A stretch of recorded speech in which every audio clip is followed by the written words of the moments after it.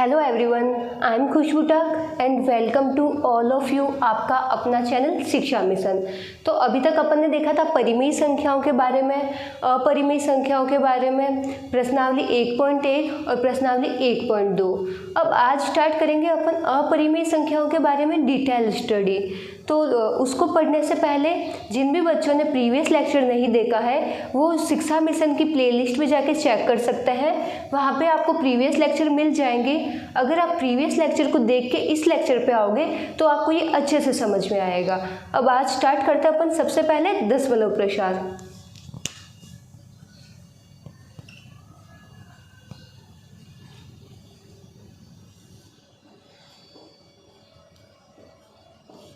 अब जो दशमलव प्रसार होता है वो दो तरह का होता है। एक होता है शांत, जिसको बोलते हैं इंग्लिश में टर्मिनेटिंग, और एक होता है अशांत, जिसको इंग्लिश में बोलते हैं नॉन टर्मिनेटिंग।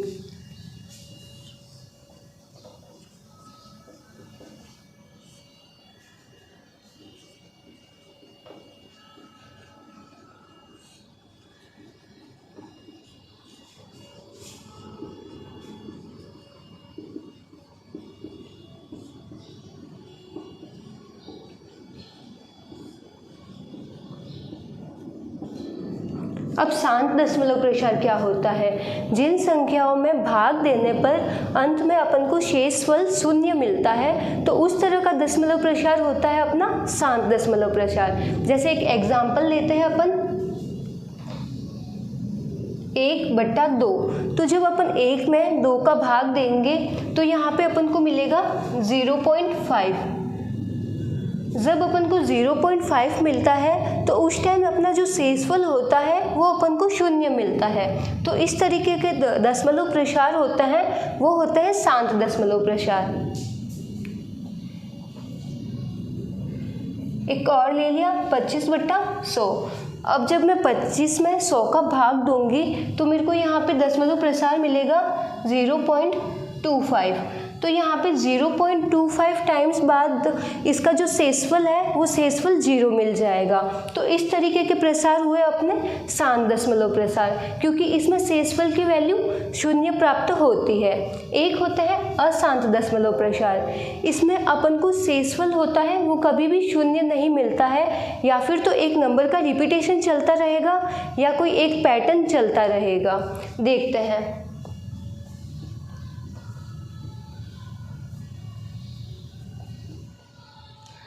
जब मैं 10 में 3 का भाग देती हूँ तो मेरे को मिलता है 3.3333।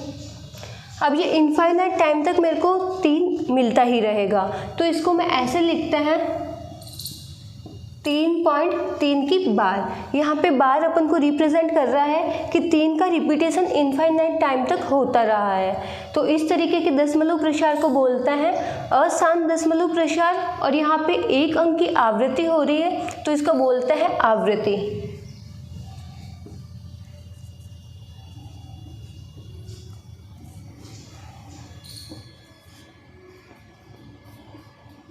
दूसरा मैंने लिया है पाई की वैल्यू। पाई की वैल्यू सब जानते हैं 22/7 होती है। जब 22 में 7 का मैं भाग दूंगी तो मेरे को यहाँ पे दशमलव प्रसार मिलेगा 10।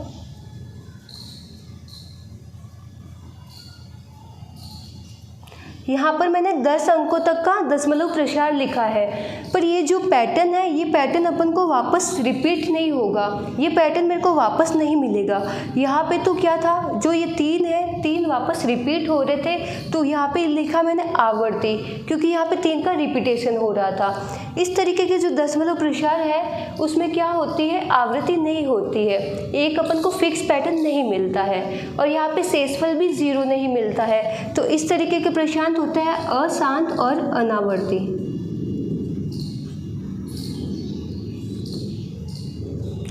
ठीक है, ये नोट डाउन कर लीजिए। फिर अपन देखते हैं अपरिमेय संख्याओं के बारे में। अब देखेंगे अपन अपरिमेय संख्याओं के बारे में।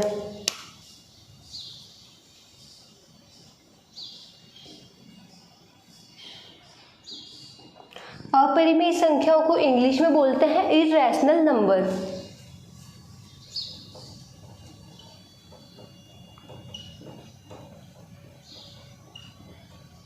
तो अपरिमेय संख्याएं वो संख्याएं होती है जिनका दशमलव प्रसार अशांत और अनावृत्ति प्रकार का होता है। जैसे अपन ने देखा था पाई की वैल्यू 22/7, तो इसका जब अपन दशमलव प्रसार खोलते हैं तो इसमें अपन को एक फिक्स पैटर्न नहीं मिलता है और ना ही अक्षरों का वापस रिपीटेशन मिलता है।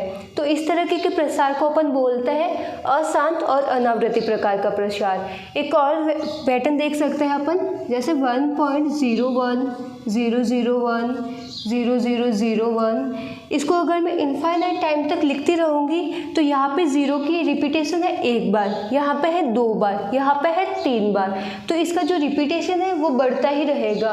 तो इस तरीके के प्रसार होते हैं। ये भी हुआ अपना अशांत और अनावृत्ति प्रकार का प्रसार। ऐसे प्रसार जिसका ऐसी संख्याएं जिनका दशमलव प्रसार अशांत और अनावृत्ति प्रकार का होता है तो वो होती है अपनी अपरिमेय संख्या। ज़्यादातर अपरिमेय संख्याओं में अभाज्य संख्याओं का वर्गमूल लिखा जाता है।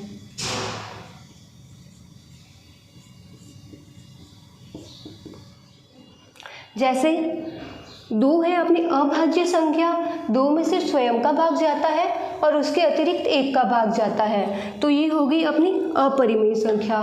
√2, एक हो गई अपनी √5, √7। तो इस तरह की संख्याएं होती है वो होती है अपनी अपरिमेय संख्या।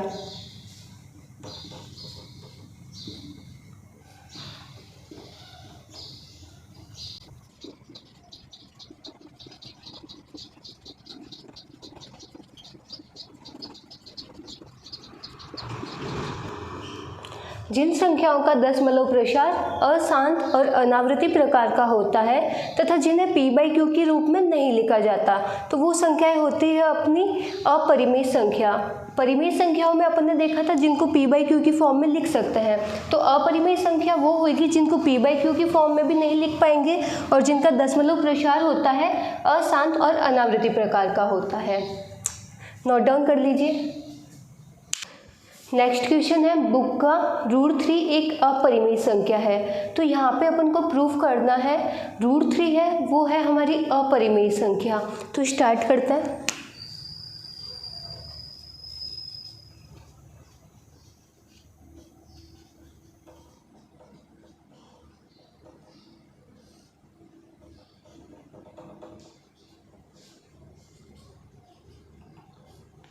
अब इसको प्रूफ करने से पहले अपन उल्टी परिकल्पना लेंगे। यहाँ पे अपन को प्रूफ करना है कि √3 एक अपरिमेय संख्या है, तो अपन इसका उल्टा लेंगे, मानेंगे √3 एक परिमेय संख्या है।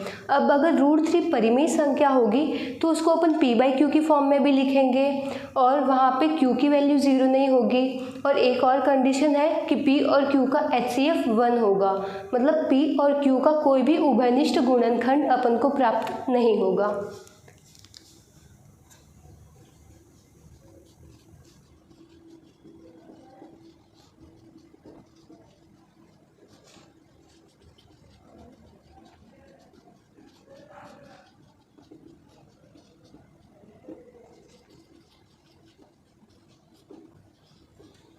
माना √3 एक परिमेय संख्या है जिसे p/q के रूप में व्यक्त करेंगे एवं p एवं q पूर्णांक है। तो √3 = p/q।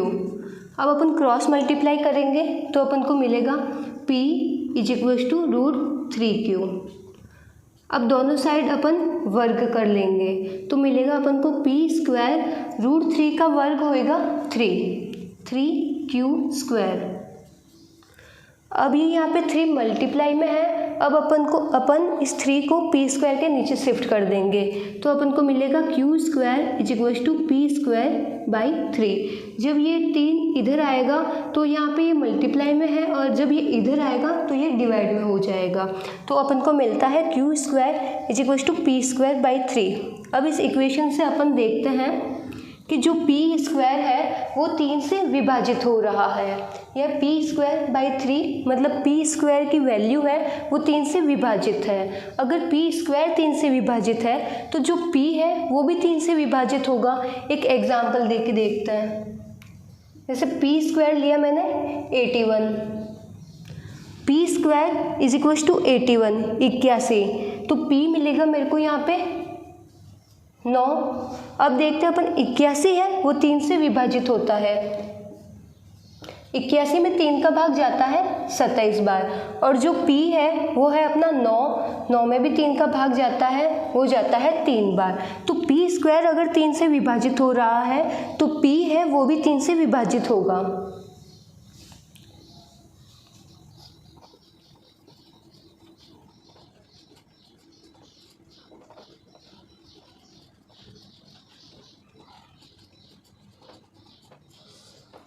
अगर p 3 से विभाजित होगा तो वो p 3 के मल्टीपल में होगा, मतलब 3 के गुणांक में होगा। p की वैल्यू कुछ भी हो सकती है, जैसे 3 इंटू 1, 3 इंटू 2, 3 इंटू 3, कुछ भी वैल्यू ले सकते हैं। मतलब p है वो 3 के गुणांक के रूप में होगा। तो p की वैल्यू होगी p is equals to 3m, जहाँ m पूर्णांक है।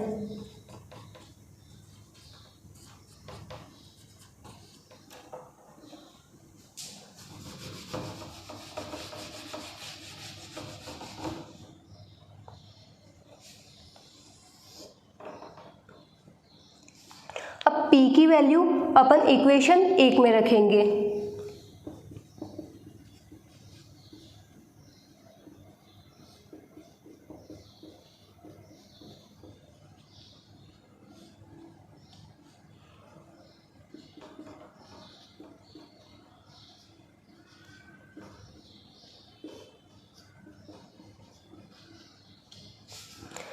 जब समीकरण 1 में अपन p की वैल्यू रखेंगे 3m, और जब इसको सॉल्व करेंगे तो अपन को मिलेगा 3m स्क्वायर। अब ये जो 3 यहाँ पे मल्टीप्लाई में है उसको अपन q स्क्वायर के नीचे भेज देंगे, तो अपन को मिलेगा m square is equal to q square by 3, समीकरण 2। अब समीकरण 2 को अपन समीकरण 1 से कंपेयर कराते हैं तो देखते हैं कि जो q स्क्वायर है, q स्क्वायर भी 3 से विभाजित हो रहा है। अगर q स्क्वायर 3 से विभाजित होएगा तो q भी 3 से विभाजित होएगा, q में भी 3 का भाग पूरी बढ़ जाएगा।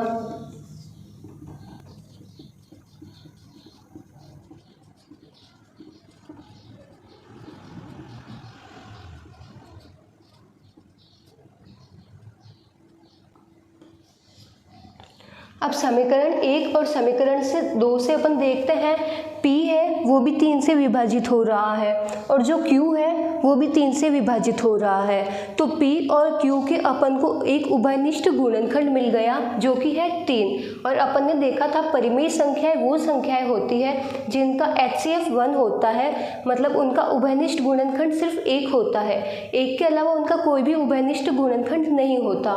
तो ये अपनी इस परिकल्पना का विरोध कर रहे हैं, क्योंकि यहाँ से अपन देखते हैं कि p और q के अपन को उभयनिष्ठ गुणनखंड 3 भी मिल रहा है। तो अपनी जो परिकल्पना थी वो परिकल्पना असत्य थी। तो √3 अपनी परिमेय संख्या न होकर √3 अपनी अपरिमेय संख्या है, क्योंकि अपन को यहाँ पे 2 गुणनखंड उभयनिष्ठ गुणनखंड प्राप्त हुए, एक तो है 3 और एक तो होता ही है।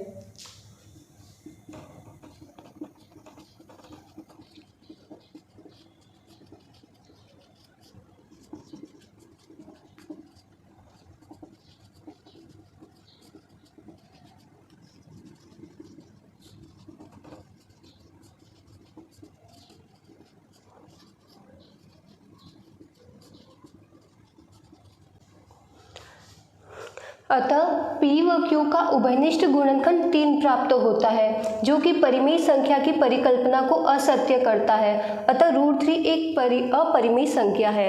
परिमेय संख्या में अपन देखते हैं कि p और q होता है उसका HCF 1 होता है, मतलब उसमें आपस में भाग नहीं जाना चाहिए, उनका कोई भी उभयनिष्ठ गुणनखंड नहीं होना चाहिए। लेकिन अपन को यहाँ पे एक उभयनिष्ठ गुणनखंड 3 भी प्राप्त होता है, इसलिए ये परिमेय संख्या की जो अपनी परिकल्पना थी उसको असत्य प्रकट करता है।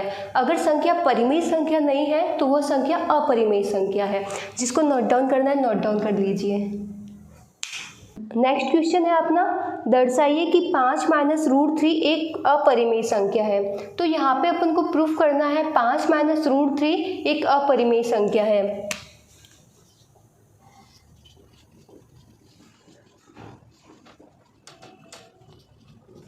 अपन को अपरिमेय संख्या प्रूफ करना है तो अपन इसका उल्टा मानेंगे। पहले अपन मानेंगे माना 5 माइनस रूट 3 अपनी एक परिमेय संख्या है।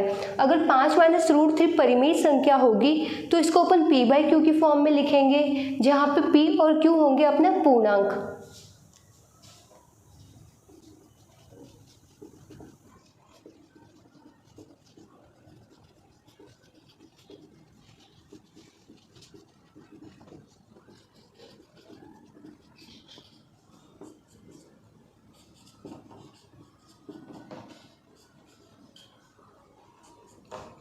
अब अपन को मिला 5 minus root 3 is equal to p by Q.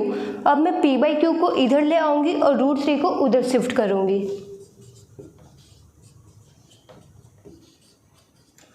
इस साइड में रूट 3 है वो माइनस में है, जब ये दूसरी साइड में जाएगा तो इसका साइन चेंज हो जाएगा और ये माइनस का रूट 3 प्लस रूट 3 में बदल जाएगा। तो अब अपन को मिलता है 5 minus p by q is equal to root 3।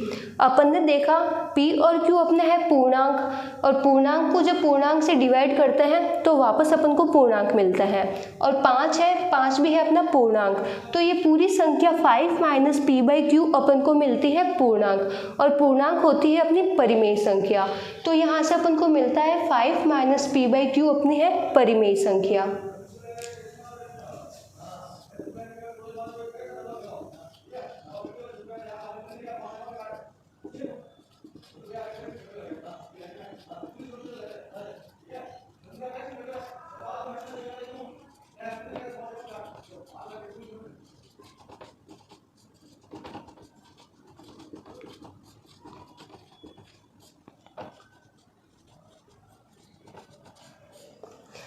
Five minus p by Q अपनी पूर्णांक संख्या है, और पूर्णांक संख्या होती है परिमेय संख्या।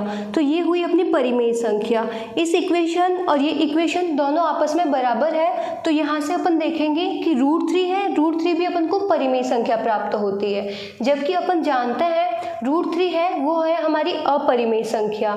यहाँ पर अपन को इस परिकल्पना की वजह से रूट 3 परिमेय संख्या प्राप्त हुई, और ये आपस में विरोधाभास प्रकट करती है। और ये विरोधाभास प्रकट हुआ क्योंकि अपन ने जो परिकल्पना ली थी 5 minus root 3 is equal to p by q परिमेय संख्या है, क्योंकि अपनी जो परिकल्पना थी परिकल्पना हो गई गलत, इसलिए अपन को यहाँ पे रूट 3 मिला परिमेय संख्या।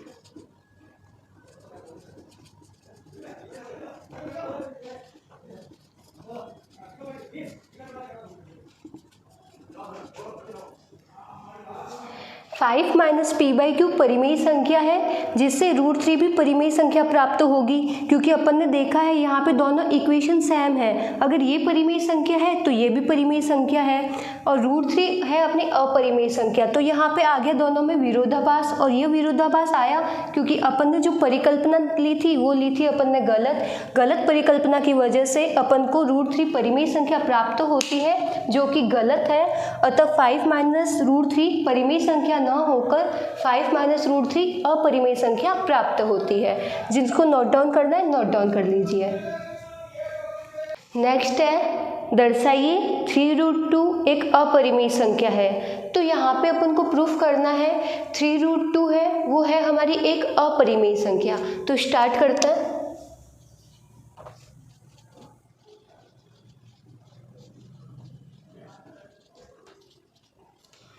अब अपन को प्रूफ करना है 3 रूट 2 है हमारी अपरिमेय संख्या। तो अपन पहले इसका उल्टा कंसीडर करेंगे। माना 3 रूट 2 है हमारी परिमेय संख्या। अगर 3 रूट 2 परिमेय संख्या होगी तो उसको अपन p बाई क्यू की फॉर्म में लिखेंगे, जहाँ p और q दोनों ही पूर्णांक होंगे और q की वैल्यू 0 नहीं होगी।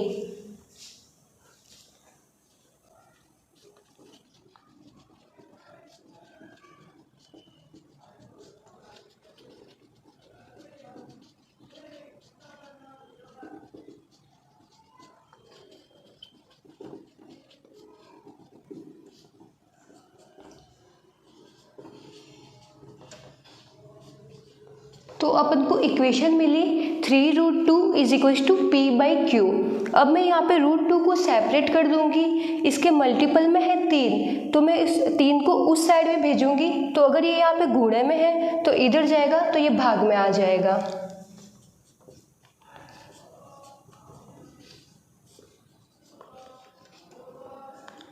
तो अपन को यहाँ पे मिला √3 इज इक्वल्स टू p/3q। अब अपन ने देखा p अपनी पूर्णांक है, q अपना पूर्णांक है, और जो 3 है वो भी एक पूर्णांक संख्या है। अब पूर्णांक में जब पूर्णांक संख्या का भाग दिया जाता है तो अपन को वापस पूर्णांक संख्या मिलती है, और प्रत्येक पूर्णांक संख्या अपनी परिमेय संख्या होती है। तो यहाँ से अपन को मिला p is equals to 3q भी अपनी परिमेय संख्या है, लेकिन अपन ने पढ़ा था कि √2 है हमारी अपरिमेय संख्या। अब अपरिमेय संख्या और परिमेय संख्या कभी भी आपस में बराबर नहीं हो सकती, लेकिन यहाँ पे ये बराबर आ रही है। ये बराबर आ रही है क्योंकि अपन ने जो परिकल्पना ली थी कि 3 × √2 परिमेय संख्या है, अपनी गलत परिकल्पना की वजह से यहाँ पे परिमेय संख्या अपरिमेय संख्या के बराबर आ रही है।